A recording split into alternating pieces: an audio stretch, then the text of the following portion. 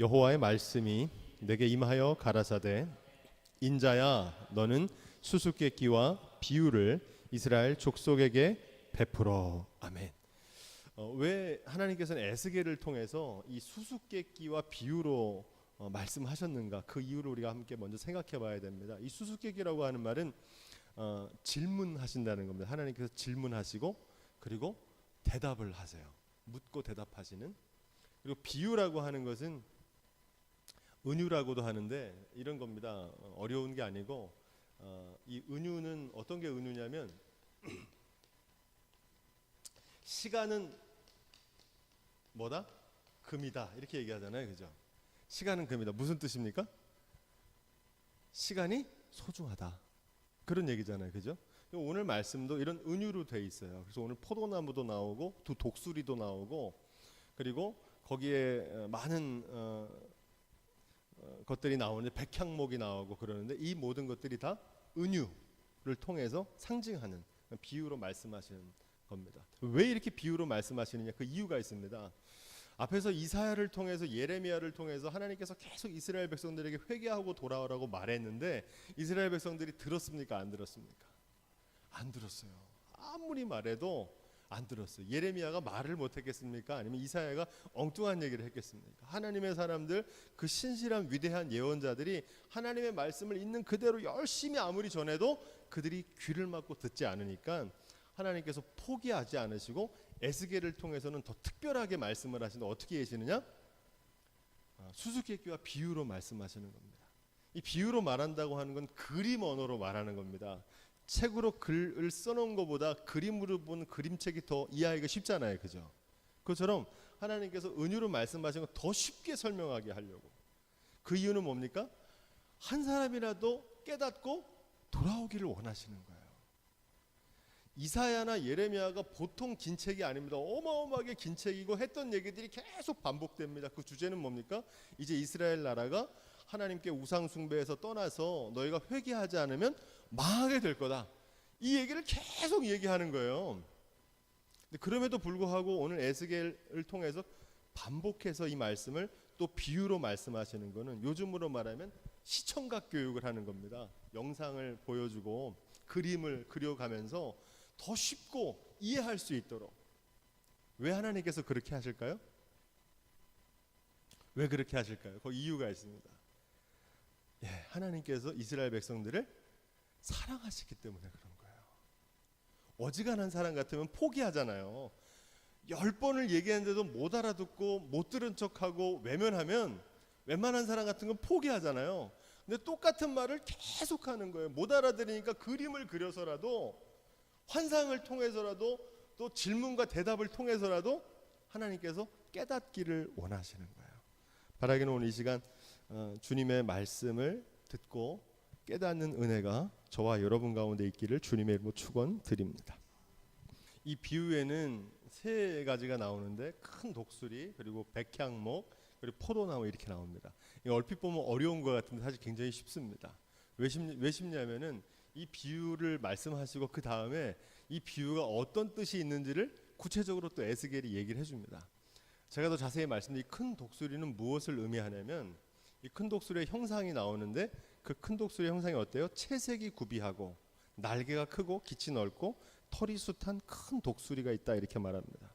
이 큰 독수리는 누구를 얘기하냐면 한마디로 이제 이스라엘을 멸망시킬 바벨론 그리고 그 바벨론에서도 느부갓네살이라고 하는 왕입니다. 바벨론의 왕이에요. 그 바벨론의 왕을 큰 독수리다 이렇게 말합니다. 근데 이 큰 독수리가 보통 큰 독수리는 채색이 구비하다고 그러는데 채색이 다양하다는 말은 여러 민족들이 섞여 있는 나라거든요. 바벨론을. 그리고 날개가 크다고 하고 깃이 넓다는 말은 넓은 영토를 가졌다는 거예요. 이때 당시에 바벨론이 막 성장하고 있었거든요. 그 지역에서. 그리고 털이 숱하다.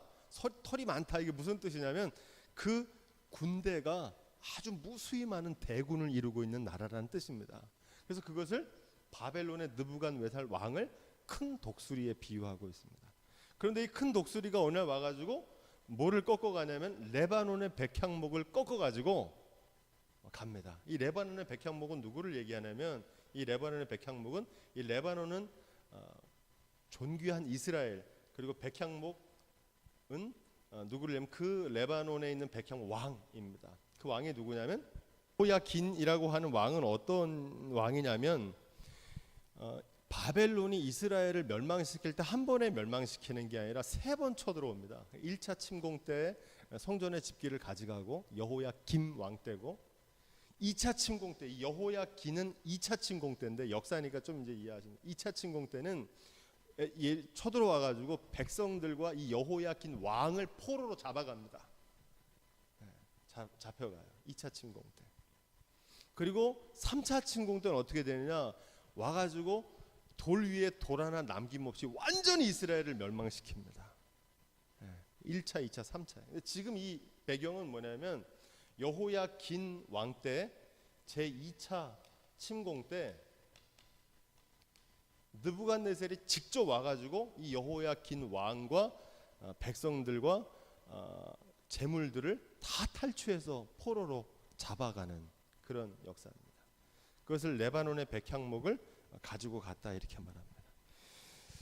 어디로 데려갔냐 보니까 장사하는 땅 상고의 성읍으로 데리고 갔다고 그러는데 여기는 어디냐면 장사하는 땅 상고의 성읍은 당시에 이 바벨론이 무역이 굉장히 발전해서 큰 제국이 된 거거든요. 그래서 장사하는 땅, 상업이 발달한 땅, 그러니까 바벨론 땅으로 포로로 끌려갔다는 얘기를 이렇게 은유적으로 하고 있는 겁니다. 5절 말씀해 보니까 그 땅에 수양버들처럼 심겨진 포도나무를 심어놨다 이렇게 얘기합니다. 그렇죠? 레바논의 백향목은 가져갔고 이 독수리가 거기에 포도나무를 심었다는 거예요. 근데 그 포도나무가 어떤 포도나무예요? 수양버들 같다 이럽니다. 수양버들. 수양버들이 뭔지 아시죠? 버드나무. 바람이 팔랑팔랑하면 그냥 흐느적거리는 그런 보잘것없이 약한 포도나무를 갖다 심어놓은 거예요. 그 심어놓은 포도나무가 뭐냐면 이스라엘의 마지막 왕입니다. 이 왕은 기억하시면 좋습니다. 시드기야라고 하는 왕입니다. 이 시드기야는 바벨론이 세운 왕입니다. 역사를 좀 알아야 되는데 간단하게만 좀 설명을 좀 드리면 당시에 이 유다 예루살렘을 중심으로 강대국이 있었어요. 아수르라고 하는 강대국이 있었어요. 그리고 또 어떤 나라가 있었어요. 애굽이라고 하는 강대국이 있었고 그리고 새롭게 막 부강하는 나라가 있었는데 그 나라가 바로 이 바벨론이라고 하는 신바벨론이라고 하는 이 세 나라가 각축전을 벌이고 있었습니다. 그런데 이 여호야긴과 그의 아버지인 여호야김은 애굽을 친애굽을 하는 왕이었어요. 애굽을 섬기는. 갈그미스 전투에서 애굽을 물리칩니다. 그래서 완전 그 지역을 통치하는 강대국이 돼요.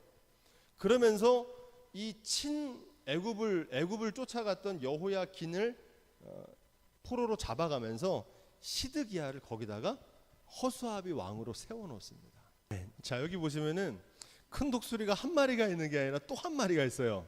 그죠? 또 다른 큰 독수리가 있다 이렇게 얘기합니다. 이 또 다른 큰 독수리는 누구냐면 그게 바로 애굽을 얘기합니다.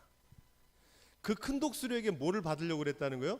물을 받으려고 그랬다는 거잖아요. 아까 제가 말씀드린 시드기야가 바벨론이 시드기야를 허수아비 왕으로 세웠는데 이 시드기야는 다른 왕들처럼 누구를 쫓아갔냐면 또 다른 큰 독수리인 누구를 따라갔다고 그랬어요? 애굽 왕을 의지했습니다. 그래서 애굽의 힘을 빌려가지고 바벨론을 몰아내고 싶었던 거예요. 자기가 힘이 없으니까 외세의 힘을 의지해가지고 바벨론을 쫓아내고 싶었던 거예요. 애굽을 의지하고 있었던 겁니다. 이런 배경을 지금 비유로 설명하고 있습니다. 그러니까 한편으로는 바벨론에게 매여 있으면서 동시에 애굽의 도움을 받아가지고 양다리를 다 걸치고 있는 형상이 이 시드기야의 모습이 그랬다는 겁니다. 이해가 되십니까? 그렇죠. 그런 상황이었다는 것을 비유적으로 얘기하고 있는 거예요. 이 8절이 굉장히 중요한데 사실은 이 8절이 좀 어려워요. 이 비유는 이따가도 다시 설명이 나오기 때문에 사실 이 비유 자체는 어렵지 않거든요. 근데 제가 이렇게 비유로 설명하니까 여러분들이 그동안 많이 들었던 얘기하고 또 다른 얘기 같아가지고 집중하게 되잖아요. 그것처럼 이스라엘 백성들에게도 에스겔이 이 비유를 얘기하니까 사람들이 귀를 쫑긋 세우고, 전에는 듣는 둥 마는 둥 하다가 쫑긋 세우고 듣기 시작한 거예요. 근데 여기서 어려운 비유가 바로 이 8절인데, 이 8절 말씀을 이해하려면은 예레미야의 예언을 다시 살펴봐야 됩니다. 우리가 앞에서 예레미야서를 읽었는데, 자, 예레미야서 한번 찾아보겠습니다. 예레미야서 27장 12절 말씀 함께 읽어보겠습니다. 시작. 내가 이 모든 말씀대로 유다 왕 시드기야에게 고하여 가로되 왕과 백성은 목으로 바벨론 왕의 멍에를 메고 그와 그 백성을 섬기소서, 그리하면 살리라. 아멘. 뭐를 메라고 그래요? 바벨론 왕의 멍에를 메라, 이렇게 얘기합니다. 그래야 살다, 이렇게 얘기합니다. 이게 누가 한 거냐면 예레미야가 한 얘기입니다. 바벨론은 하나님의 막대기입니다. 어떤 막대기예요? 이스라엘 백성들이 하나님 뜻대로 살지 않으니까 하나님께서 바벨론을 들어가지고 이스라엘을 징계하시는 거거든요. 그래서 예레미야는 그걸 알았기 때문에 너희가 이 바벨론의 징계를 받을 때, 이 바벨론 왕의 멍에라고 하는 건 바벨론의 징계입니다. 그 징계를 받을 때 이거는 바벨론이 우리를 치는 게 아니라 우리가 우상 숭배한 거에 대해서 하나님께서 우리를 치시는 거다. 그래서 이 멍에를 달게 받으라는 얘기입니다. 그래야 살 길이 열린다는 거예요. 실제로 1차 침공, 2차 침공까지 했을 때만 하더라도 완전히 이스라엘 나라가 무너지지 않았습니다. 백성들이 남아 있었거든요. 그래서 어떤 사람이 나오냐면 그다레라고 하는 사람이 나와가지고 그 남은 자들을 데리고 한 군데서 다시 나라를 일으킬 준비를 합니다. 그 얘기가 어디 나오냐면 예레미야 40장 9절에 나오는데, 이것도 한번 찾아보겠습니다. 우리가 함께 읽은 건데 오래됐으니까 40장 9절.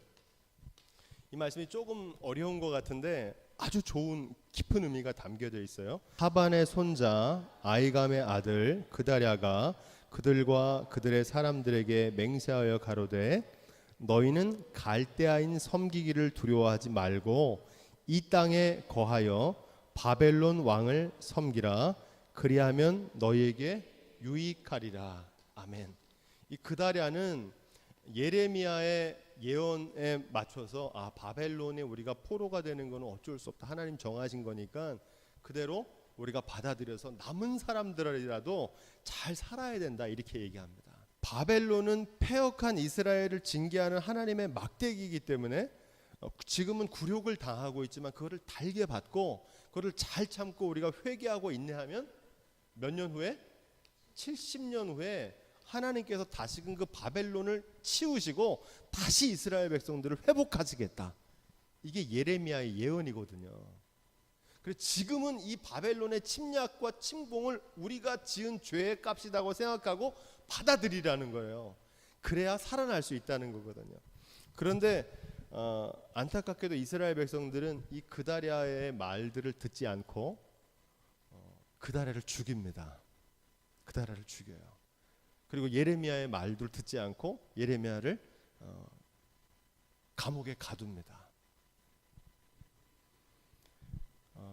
왜 이렇게 하냐면은 지금 하나님께서 통치하시는 것을 받아들이지 않겠다는 거예요.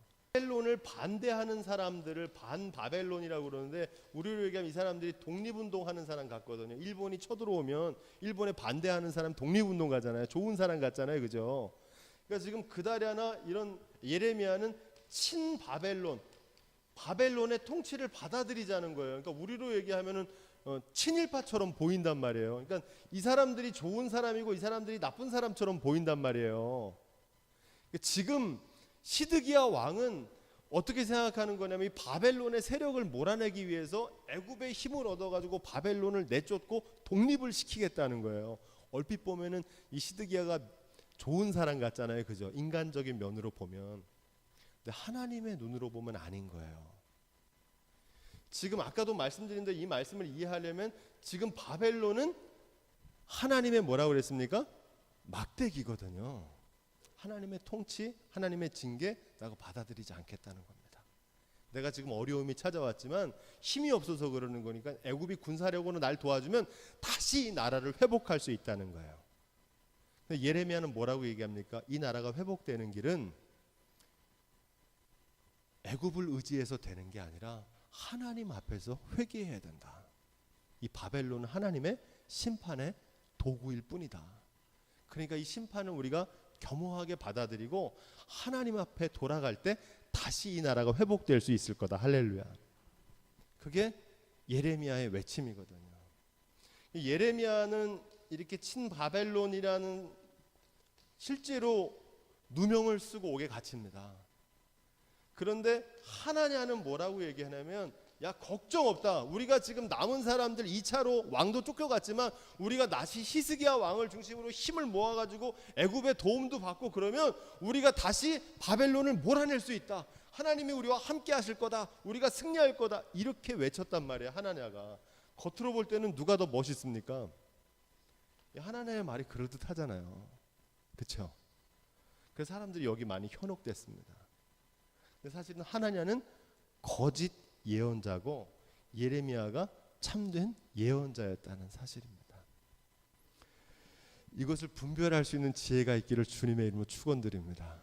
사실 이게 참 어려워요. 지금 오늘날 한국교회를 가리켜서 많은 사람들이 한국교회가 부흥하는 때라고, 지금도 성장할 수 있다고 막 얘기하거든요. 하나님이 함께 하시면 부흥하고 성장할 수 있다. 듣기에는 좋은 얘기 같은데 지금 한국교회는 부흥하고 성장할 때가 아니라 회개하고 하나님 앞으로 돌아가야 될 때인 줄로 믿습니다. 그렇죠? 지금 한국교회는 하나님께서 그렇게 축복해 주셨잖아요. 세계 교회 선교사를 제일 많이 보는 교회가 됐고 세계에서 제일 큰 교회들이 이 대한민국에 다 있어요. 그런데 그렇게 성장한 한국교회가 하나님의 뜻과 하나님의 영광을 나타내야 되는데 그렇지 못하니까 오히려 믿지 않는 사람들에게 손가락질 받는 현실이 됐잖아요. 그럼에도 불구하고 한국교회가 더 부흥할 수 있다 이렇게 얘기하는 하나나 같은 말이 지금 필요한 때가 아니라 예레미야처럼 우리가 지금 한국교회가 지금 멈춰있고 침체하고 있고 점점 세상의 빛과 소금의 모습을 감당하지 못하는 것을 회개하고 자복하고 다시 본래적인 신앙으로 돌아가야 된다. 이게 예레미야의 외침입니다. 근데 그때나 지금이나 사람들은 이런 예레미야의 외침, 회개하고 뉘우쳐야 되는 외침 별로 듣고 싶질 않은 거야. 계속 잘 될 거다. 지금 조금 어려움이 찾아왔지만 바벨론이 쳐들어왔지만 요거 우리가 잘 극복할 수 있다. 이렇게 외치는 겁니다. 좀 이해가 되십니까? 분별할 수 있는 지혜가 있기를 주님의 이름으로 축원드립니다. 그러니까 이 한마디로 하나냐의 외계는 듣긴 좋은데 이게 객기를 부리는 거예요. 지금은 현실은 이걸 받아들여야 되거든요. 그렇죠? 냉정하게. 바벨론이 점점 성장하고 있고 하나님께서 바벨론을 들어갖고 지금 우리를 치고 계시는 건데 그 현실을 인식하지 못하고 걱정하지 마라. 믿음으로 다 이겨낸다. 말은 좋죠. 근데 지금은 회개하고 참회하고 내가 하나님 앞에서 어디서 떨어졌는지를 돌아보고 하나님 앞으로 나가야 될 때인 줄로 믿습니다.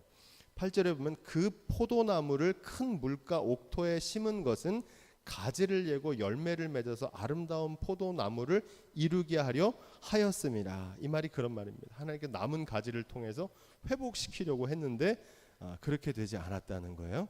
자, 이제 이어지는 말씀 9절부터 10절입니다. 9절부터 10절 시작. 자, 이제 잘 보세요. 바벨론 왕이 시드기야를 왕으로 세웠습니다.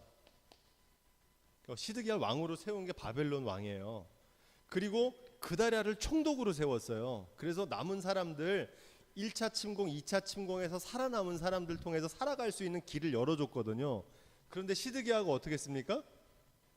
그 바벨론을 버리고 배신하고 누구를 쫓아가요? 애굽을 쫓아간 거예요. 그리고 그다랴는 바벨론을 세운 총독을 죽이고 자기들이 다시 이 나라를 이끌어 가겠다 이렇게 한 겁니다. 근데 그 얘기를 바벨론, 큰 독수리인 바벨론이 듣고 가만히 있겠습니까? 내가 왕을 세우는 이 시드기야가 나를 배반한다고? 그다랴 총독 내가 임명한 건데 이 총독을 너희가 죽였어? 그럼 어떤 일이 벌어지겠습니까? 바벨론이 다시 쳐들어와 가지고 이스라엘을 이제 3차 침공에 완전히 돌 위에 돌 하나 남김없이 무너뜨리고 만다는, 지금 그 예언을 오늘 이 말씀을 통해서 비유로 전하고 있는 겁니다. 시드기야는 예레미야의 예언을 무시한 거예요. 예레미야는 이렇게 될 거라 그랬거든요. 지금이라도 바벨론 앞에 항복해라. 근데 항복이란 말이 부끄러운 것 같지만 사실 바벨론에게 항복하는 게 아니라 바벨론을 들어서 사용하시는 누구 앞에 항복하라는 거예요? 하나님 앞에 항복하라는 거거든요. 근데 시드기와 이스라엘 백성들은 안 하겠다는 거예요. 지금 비록 어려움이 찾아왔지만 내가 요거를 애굽의 도움을 받아서 내가 극복해내겠다는 거예요. 그러니까 하나님 앞에 순종하지 않겠다는 겁니다. 회개하고 돌아와야 되는데 회개하겠다는 겁니까? 안 하겠다는 겁니까? 안 하겠다는 거예요. 나는 지금까지 하던 대로 계속 가겠다는 겁니다. 여기 아주 중요한 메시지가 있어요. 이스라엘이 완전히 멸망한 이유가 어디냐면 바로 여기 있습니다. 시드기야 때문에 그런 거예요. 고집스럽게 완고하게 하나님께서 기회를 줬음에도 불구하고 돌이키지 않아서 망한 거다는 겁니다. 이 말씀 그대로입니다. 너희가 이 비유를 깨닫지 못하겠느냐? 그러면서 왕과 방백을 사로잡아 바벨론이 자기에게로 끌고 갔고, 누구를 끌고 갔다고 그랬어요? 여호야긴을 끌고 갔다고 그랬잖아요. 그리고 그 백성들을 다 데려갔어요. 거의 다 유능한 사람들을 다 데려갔어요. 그리고 그 왕족 중에 한 사람, 누구라고 그랬습니까?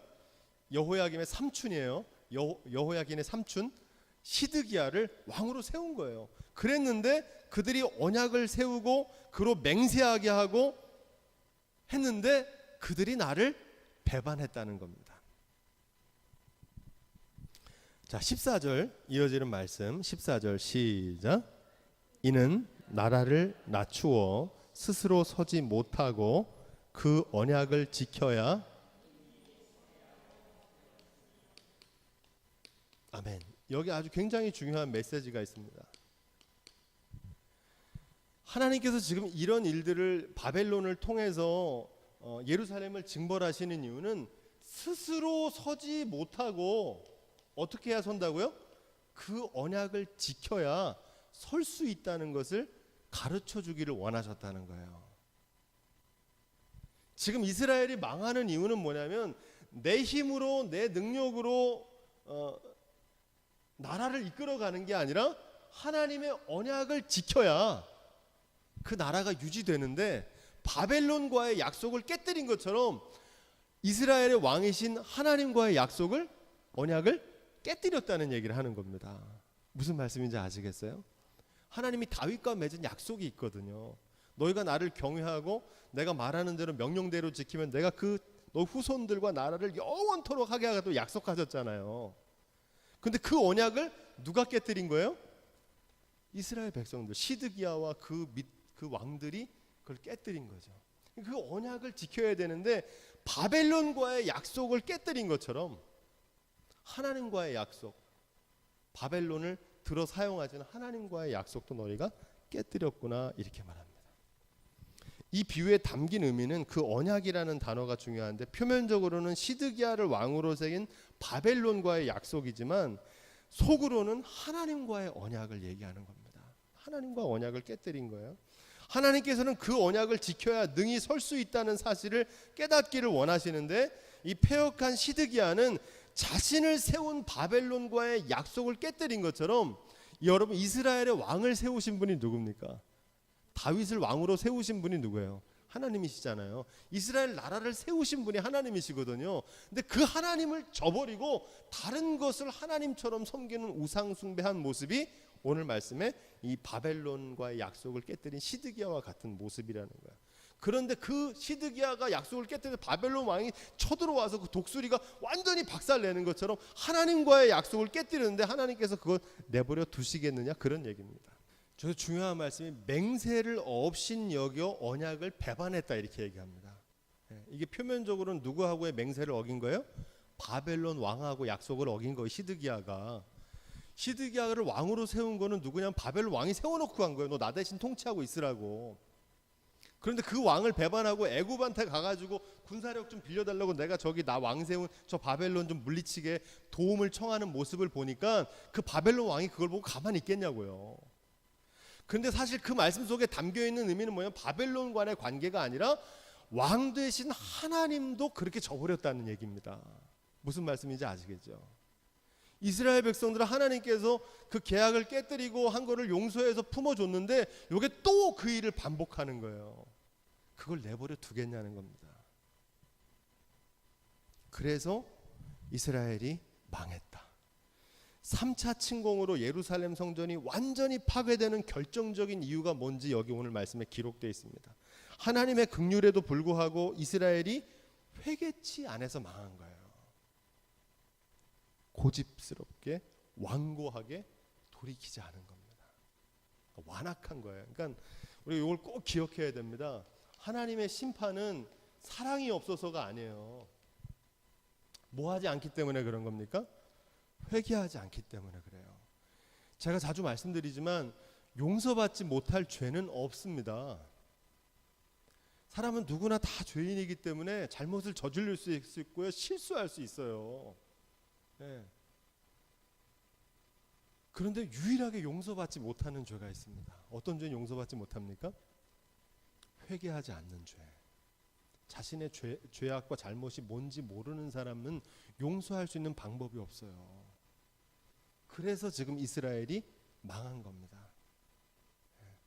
2차까지 망하고도 하나님께서는 그래도 긍휼로 살 길을 좀 열어두시고 완전히 나라가 망하도록 예루살렘 성전이 완전히 돌 위에 하나 남지 않도록 망하도록 하는 건 원치 않으셨는데 결국 그들의 완고함과 고집스러움 때문에 회개치 않기 때문에 결국 망하게 됐다 하는 것을 오늘 분명하게 기록하고 있습니다. 19절 아멘. 뭘 어겼다고 그럽니까? 내 맹세를 어겼다고 그래요. 우리가 이거 얼핏 보면요, 지금 이 얘기는 바벨론과의 관계를 어긴 시드기야 왕처럼 보이는데 사실은 하나님께서 이 일을 통해서 뭘 얘기하냐면 너희가 내 맹세를 어겼다는 거예요.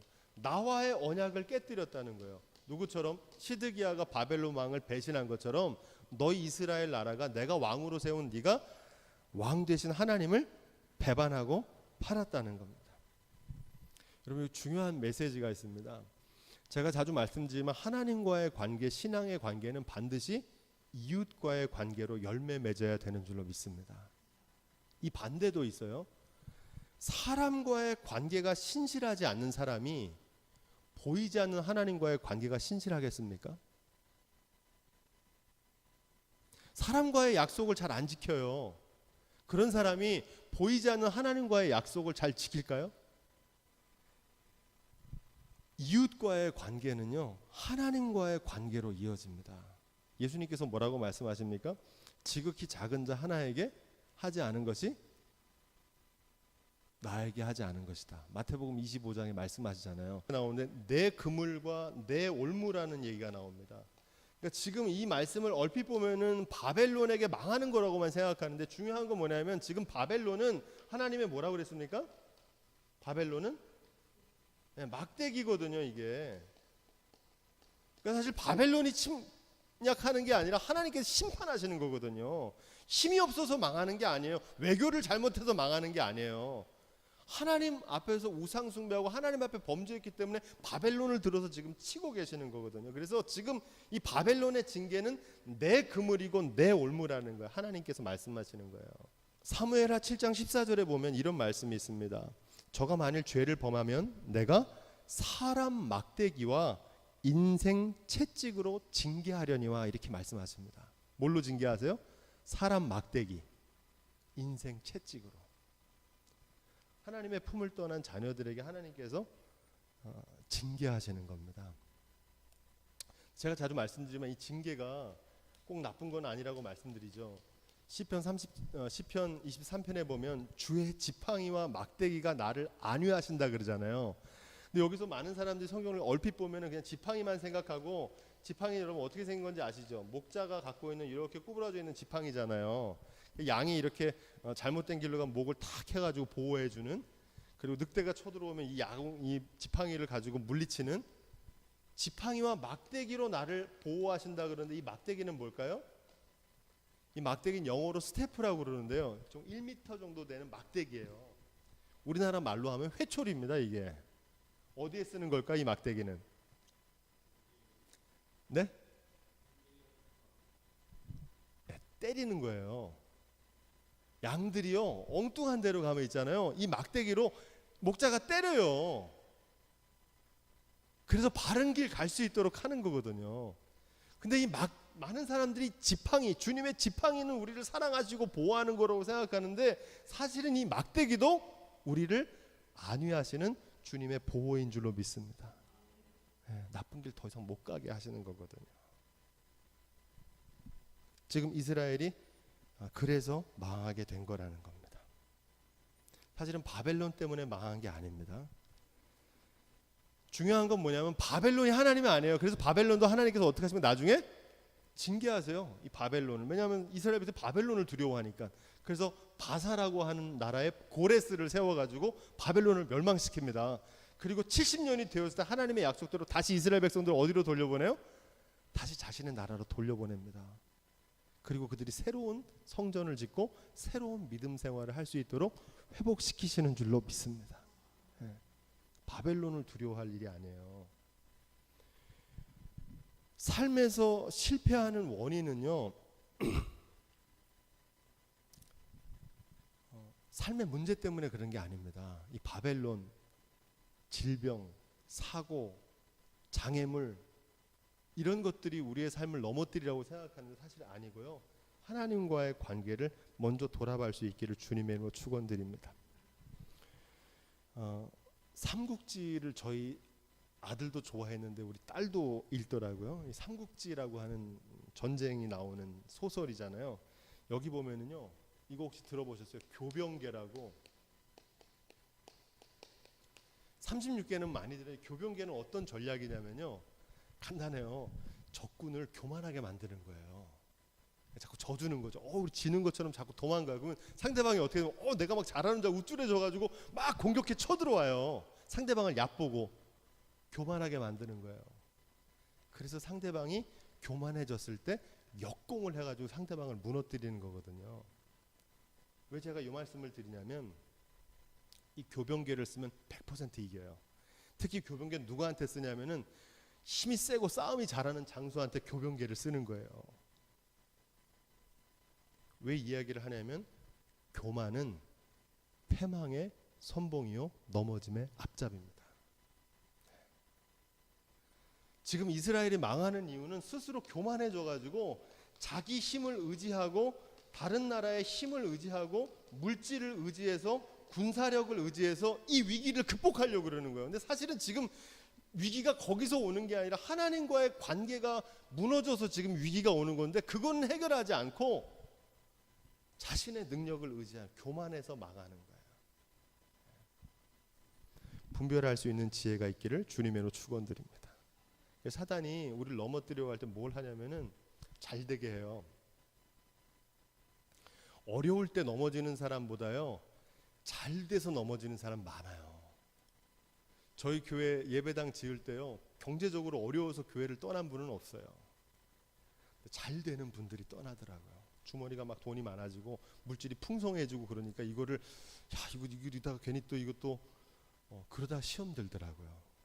교만해져가지고. 지금 이스라엘이 그래서 망한 거예요, 나라가. 깨닫는 지혜가 있기를 주님의 이름으로 축원드립니다. 마지막 22절부터 23절까지. 자, 여기서 연한 가지를 꺾어가지고 아름다운 백향목을 다시 자라게 하시겠다는 겁니다. 백향목. 이게 무슨 말씀이냐면 하나님께서 다시 이스라엘 나라를 회복시키시겠다는 겁니다. 하나님의 목적은 심판이 아니고 회복시키시는 거예요. 깨끗하게 하시는 게 목적이지 망하게 하시는 게 목적이 아니에요. 그래서 연한 가지라고 하는 게 뭐냐면은 새순, 새로 나는 순인데 이사야의 예언에 뭐라고 그러냐면 예수 그리스도의 오심을 뭐라고 해요? 어린 순 같다 이렇게 얘기합니다. 그죠? 어리다는 뜻이 뭐냐면 강팍하고 고집스러운 모습이 아니고 연한 가지라고 하는 것은 온유하게 순종하는 하나님의 자녀된 모습을 얘기합니다. 아까 앞에서 말씀드렸던 완고하고 고집스러운 그 백향목들이 아니고 그런 포도나무가 아니고 완고해서 열매도 못 맺고 그런 나무가 아니라 연한 순 같은 가지를 꺾어다가 새로운 백향목을 심어가지고 아름다운 숲을 이루게 하시겠다는 거예요. 할렐루야. 근데 여기서 중요한 거는 내가 그렇게 하겠다는 겁니다. 내가 누구냐면 여호와 하나님께서 하신다는 겁니다. 이게 아주 중요한데 이 내가라는 단어가 반복되는 게 하나님께서 친히 하시겠다는 거예요. 창세기 1장에 제일 많이 나오는 단어는 하나님이 라고 하는 단어입니다. 하나님이 가라사대 빛이 있으라. 빛이 있었고 하나님이 가라사대, 이게 뭐냐, 하나님이 주어라는 겁니다. 삶의 주관자 하나님이 창조하셨다는 거예요. 창세기 2장에 뭐라고 하냐면 여호와께서 에덴을 창설하시고, 에덴을 창설하신 분이 누구예요? 여호와께서 창설하셨다는 거예요. 그리고 거기에 사람을 두시고, 사람을 두신 분도 하나님이시라는 겁니다. 그리고 거기에 많은 좋은 나무가 나게 하셨다. 이 좋은 나무를 나게 하신 분도 하나님이 하셨다는 거예요. 지금 이스라엘 나라를 조성하시고 아름다운 열매 나라를 이루게 하신 분이 누구예요? 하나님이 하신 거거든요. 근데 이스라엘이 그 하나님을 잊어버리고 져버렸어요. 그러니까 하나님께서 그 이스라엘 나라를 징계하시고 깨끗게 하셔서 새롭게 연한 한 가지를 뽑아서 아름다운 백향목으로 다시 자라게 하시겠다는 거예요. 할렐루야. 하나님 섬기는 백성으로 다시 지으시겠다는 겁니다. 그래서 하나님께서 무에서 유를 창조하신 하나님께서 높은 가지 하나를 취해가지고 아름다운 백향목으로 다시 조성해서 하나님께서 창조주고 삶의 주관자란 사실을 나타내시겠다는 겁니다. 24절 마지막 말씀입니다. 이게 아주 중요해요. 시작. 이스라엘이 멸망하고 회복하는 일을 통해서 하나님께서 말씀하시는 게 뭐냐면 하나님께서 삶의 주관자라는 겁니다. 이스라엘 나라를 세우신 분도 하나님이시고 망하게 하시는 분도 하나님이라는 사실입니다. 우리 개인의 삶도 똑같습니다. 하나님은 흥하게도 하시고 망하게도 하시고 세우기도 하시고 낮추기도 하시는 삶의 주관자이신 줄로 믿습니다. 여러분 이걸 믿으십니까? 지금 이스라엘은 이걸 못 믿게 된 거예요. 입술로는 믿는다고 했지만 실제 삶 속에서 하나님께서 주관자라는 사실을 믿지 못했어요. 여러분 하나님께서 우리의 자녀의 주관자신 줄로 믿습니다. 교회의 주관자시고 가정의 주관자시고. 지금 이스라엘의 문제는 요거를 알지 못한 거예요. 알긴 알았는데 입으로만 알았지 실제로 믿지를 못했던 겁니다. 그런데 이걸 언제 알게 되냐면 한나라고 하는 여인 여러분 아시죠? 사무엘을 낳은 어머니 한나. 이 여인이 아이를 못 낳는 여인이었잖아요. 성경에 이런 여인들이 많이 나오거든요. 근데 이건 단순히 불임 가정 얘기가 아닙니다. 생명의 주관자가 누구시냐?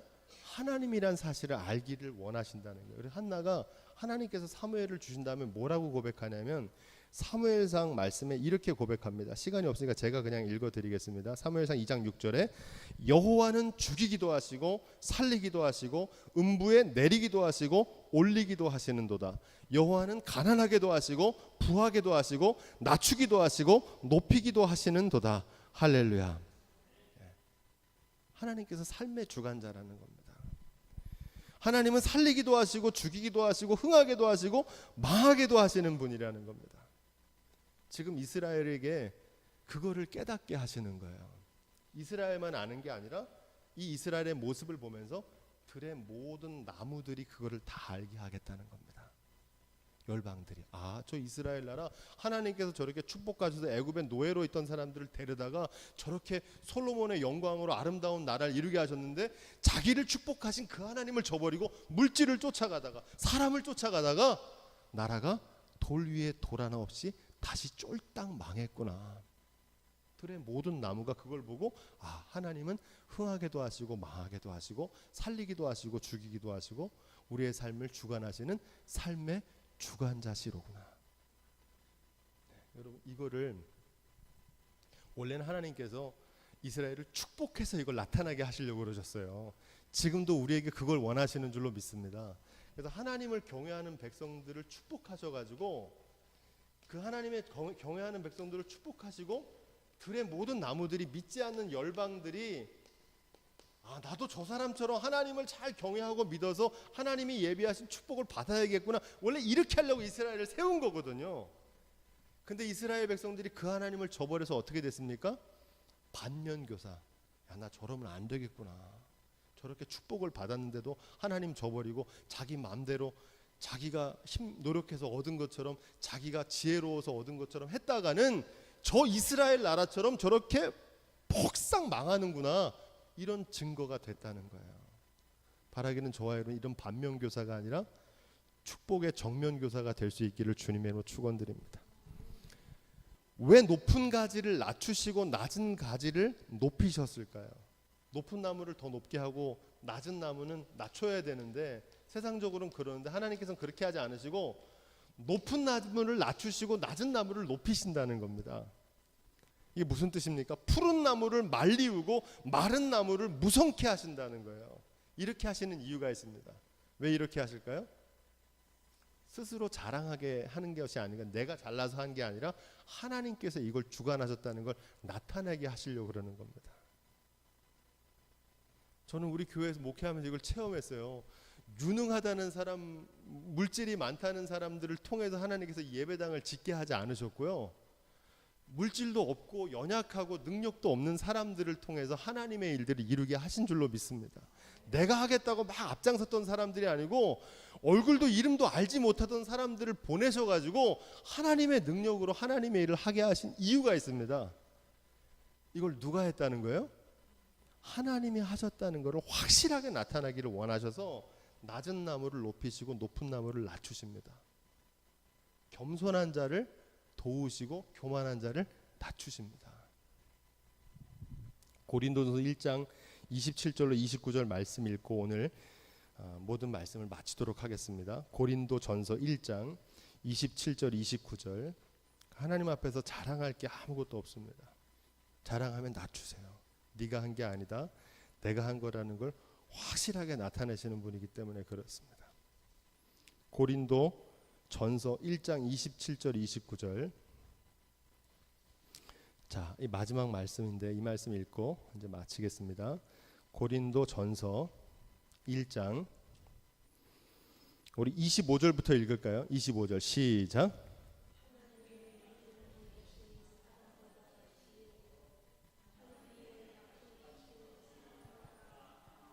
아멘. 여러분 아멘이시죠? 그러니까 자기 지혜를 의지하시면 안 돼요. 자기 능력을 의지하시면 안 돼요. 하나님을 의지해야 되는 거예요.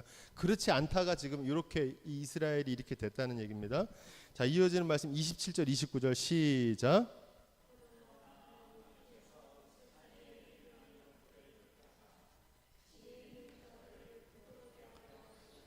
세상의 약한 것들을 택하사 강한 것들을 부끄럽게 하려 하시며, 하나님께서 세상의 천한 것들과 멸시받는 것들과 없는 것들을 택하사 있는 것들을 폐하려 하시나니, 이는 아무 육체라도 하나님 앞에서 자랑하지 못하게 하려 하심이라.